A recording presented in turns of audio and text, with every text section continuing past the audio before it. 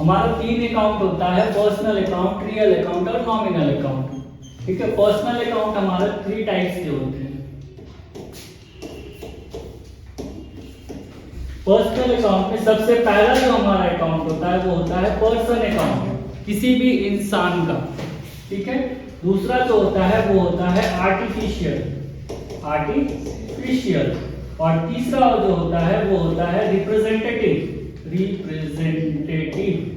ठीक है, हम समझेंगे कि पर्सनल अकाउंट क्या होता है। ठीक है, सॉरी, पर्सनल अकाउंट क्या होता है। जैसे हमारा राम हो गया,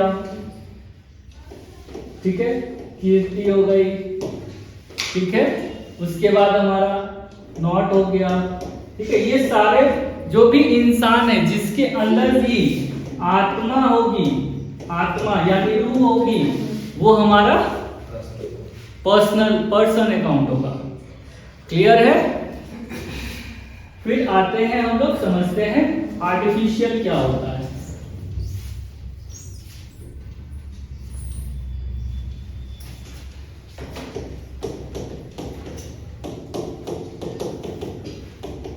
आर्टिफिशियल अकाउंट क्या होता है।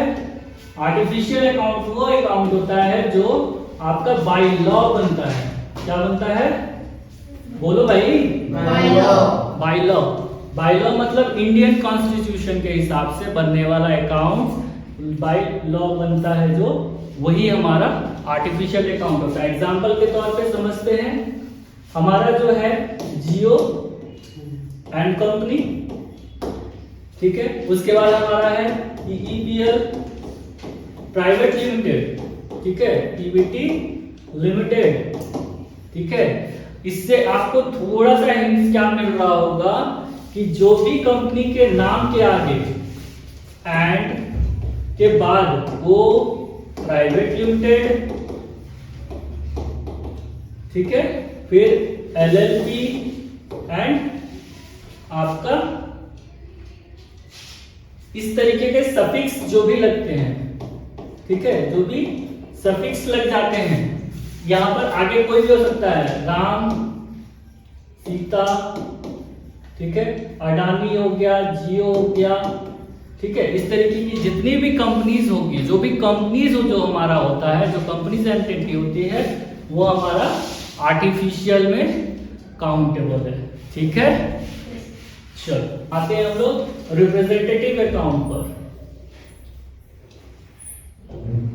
हमारा रिप्रेजेंटेटिव अकाउंट कैसा होता है। रिप्रेजेंटेटिव अकाउंट हमारा वो अकाउंट होता है, वो पर्सन होता है जो किसी भी चीज को रिप्रेजेंट कर रहा है।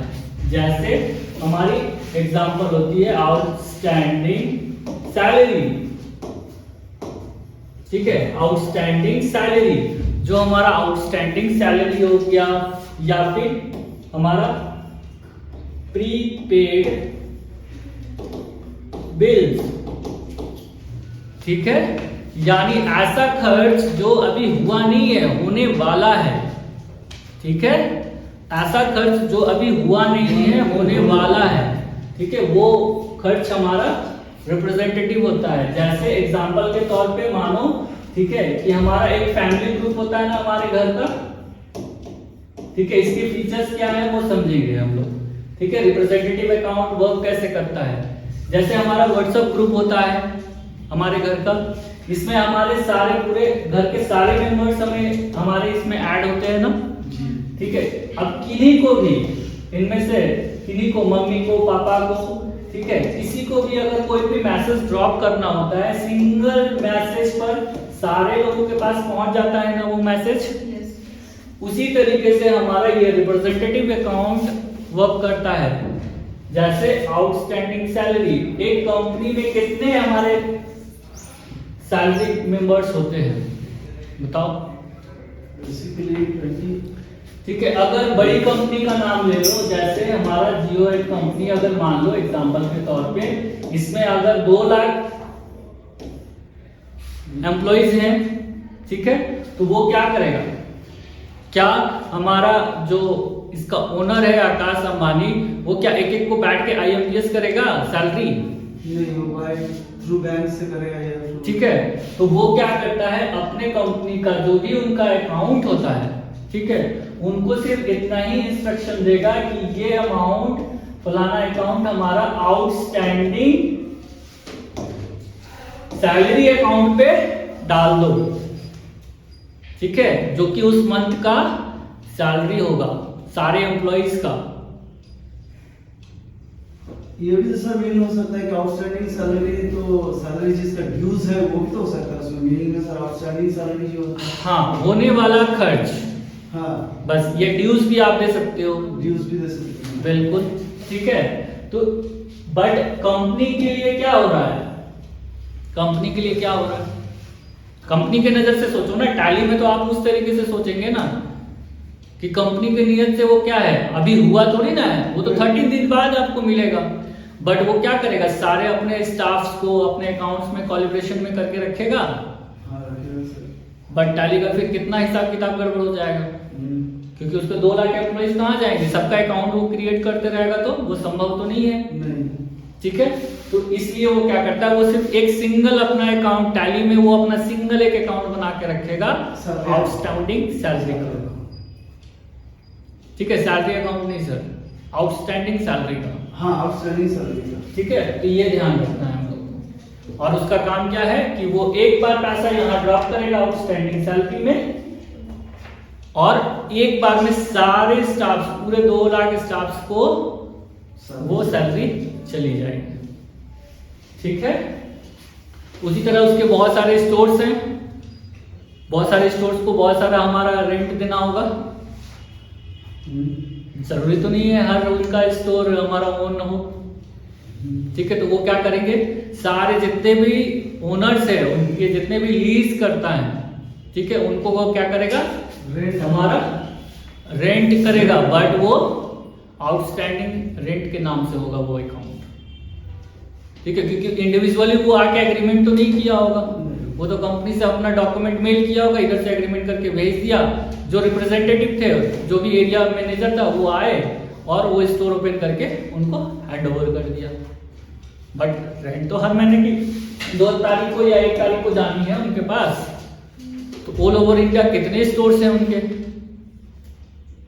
तो क्या वो सबको एक बैठ के भेजते रहेगा, नहीं, ठीक है। वो क्या करेगा, एक बार केवल इस रिप्रेजेंटेटिव अकाउंट के हमारे आउटस्टैंडिंग रेंट पर, आउटस्टैंडिंग रेंट पे क्या करेगा, भेज देगा, सारे जितने भी ओनर्स हैं सारे के पास वो पैसा चला जाएगा।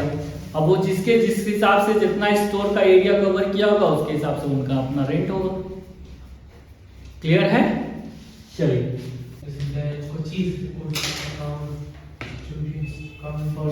ठीक है, हमारा जो रियल अकाउंट है वो 2 तरीके का होता है, पहला होता है टेंजिबल, दूसरा होता है इनटेंजिबल। इनटेंजिबल क्या होता है, ठीक है, और टेंजिबल क्या होता है। टेंजिबल सिंपल सा भाषा में हमें ये जानना है कि हमारे पास जिसको भी हम टच कर सकते हैं, फिजिकल थिंग्स टच कर सकते हैं, साथ में उसकी 1 साल की 1 ईयर, ठीक है, उसके 1 ईयर की सेल्फ लाइफ होनी चाहिए, इट्स कंपल्सरी, ठीक है, 1 साल का हमारा सेल्फ लाइफ उसका होना चाहिए, ठीक है। और इंटेंजिबल क्या है, गुडविल, ठीक है, गुडविल प्लस इसका 1 साल का सेल्फ 1 ईयर सेल्फ लाइफ, ठीक है, ये होना चाहिए। अगर आप पर 1 साल से कम भरोसा करते हो अपने दोस्त पर, तो आप उससे उधार मांगोगे तो वो नहीं मिलेगा, है कि नहीं। बट अगर आपका गुडविल अच्छा है तो मिलने की संभावनाएं बढ़ जाती हैं। हम लोग जब भी मोबाइल स्टोर में जाते हैं तो हम लोगों को क्या लगता है कि हम मोबाइल परचेस करके आ रहे हैं, बट मोबाइल जो स्टोर ओनर होता है वो क्या करता है हमारे साथ, ठीक है, वो क्या करेगा, वो आपसे सिंपल सा एक बजट पूछेगा कि बजट क्या है बताओ भाई, आपने बजट बताया 20,000 रुपए, तो वो कभी भी आपको एप्पल नहीं ऑफर करेगा, वो आपको क्या ऑफर करेगा, ठीक है, वो करेगा आपको ओप्पो, है ना, वीवो, बहुत ज्यादा अगर उसमें कुछ बजट में आता होगा तो वो सैमसंग को कर देगा। ठीक है, तो आपको ऐसा लगता है कि आप सेल फोन अपनी मर्जी से खरीदते हैं, वो आपको एक ब्रांड चिपका के चला जाता है, जो कि आप सिर्फ उसके गुडविल पे कन्विंस होके डन कर देते हैं। ठीक है, यहां पर अगर इसी 20,000 रुपए में आपको आईटेल मिले तो लोगे क्या? आईकैन मिले तो लोगे क्या? आप 2 बार जरूर सोचोगे, भले फीचर्स कितने भी एडवांस हो उसके, है कि नहीं, लेकिन जैसे ही पता चलेगा कि इसी 20,000 रुपए में अगर हमें एप्पल या आईफोन मिल रहा है तो आप उसके सील पैक भी नहीं खोलोगे। क्यों? क्योंकि आपको पता है कि उसका गुडविल अच्छा है मार्केट में। ठीक है, और बहुत दिनों से है। यस, उसका भी है। फिल्म का जो आपका कॉपीराइट होता है वो हमारा इसी के अंदर आता है, कॉपीराइट। ठीक है, दूसरा ट्रेडमार्क, ट्रेडमार्क ये हमारे इसी के अंदर आएंगे। तीसरा पेटेंट। ठीक है, पेटेंट जो भी इंसान आप देखे होंगे मेडिसिन वगैरह इन्वेंट करते हैं, ढूंढते हैं मार्केट के अंदर, तो वो क्या करते हैं, पेटेंट करा लेते हैं अपने मेडिसिन को। उसकी वजह से वो मेडिसिन महंगा हो जाता है।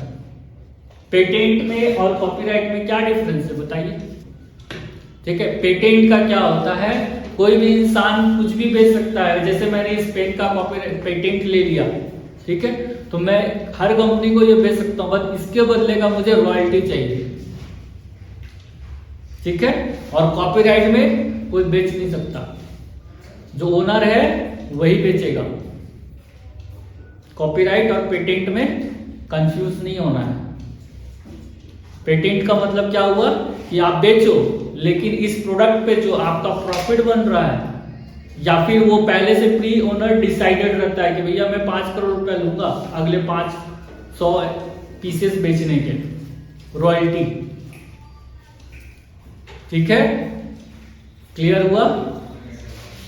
और उसके बाद आते हैं हमारे टेंजिबल पर। टेंजिबल से क्या होता है बताओ भाई, टेंजिबल क्या होता है?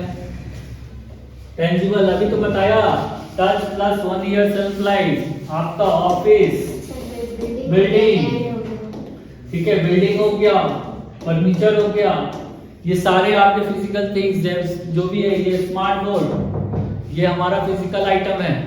ठीक है, बेंच हो गया, ये आपका फिजिकल आइटम है। चेयर, ये आपका फिजिकल आइटम है। ये सारा हमारा टेंजिबल है। साथ में कंपलसरी ऐड ऑन कर लीजिएगा इन सबके साथ कैश, क्योंकि आप कैश को भी तो छूते हो, टच तो उसको भी कर सकते हो। तो कैश हमारा क्या होगा, रियल अकाउंट होगा। ठीक है, प्लस साथ में बिल्डिंग, फर्नीचर, फैन, जो भी आप चीज सोच रहे हो उस गोले का, जिसको आप टच कर सकते हो और जिसका सेल्फ लाइफ 1 ईयर से ज्यादा हो। अब कुछ लोग ऐसे भी आएंगे कमेंट के तौर पर, बोलेंगे कि सर बताओ, अगर हम तो पेन को पकड़ सकते हैं तो इसकी सेल्फ लाइफ क्या होगी, 1 साल से ज्यादा है। मैं बोलूंगा कि नहीं, ये गलत है। पेन हमारा 6 महीने से ज्यादा यूज करते हो,